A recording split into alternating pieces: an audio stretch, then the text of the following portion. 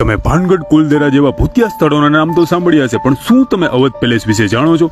જો નહીં તો ચાલો રહસ્ય ગુતિયા જે રાજકોટના અવધ પેલેસને ડરામણું બનાવે છે. અમે નીકળ્યા બાઇકમાં સવાર અવધ પેલેસ તરફ. રાજકોટના ઘોંઘાટથી દૂર સુમસામ રસ્તા પર આગળ વધતા અમને અવધ પેલેસનો દરવાજો જોયો. અવધ પેલેસ પહોંચતાની સાથે ઝાડીઓની વચ્ચે એક આલિશાન પેલેસ દેખાતો હતો, જે એક સમયે વૈભવી હોટલ હતી. આગળ અમે સિક્યુરિટી ઓફિસ જોઈ, પણ આખી જગ્યા અત્યારે ખંડેર હાલતમાં છે.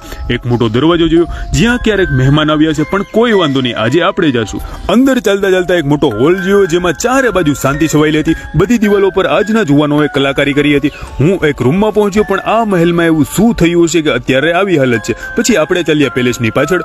હું આગળ ચાલતો ગયો તેમ દૂર સુધી કોઈ નહોતું દેખાતું, પણ આગળ એક મોટો સ્વિમિંગ પુલ જોયો, જેનું પાણી જાણે મને અહીંથી દૂર જવા માટે કહી રહ્યું હતું.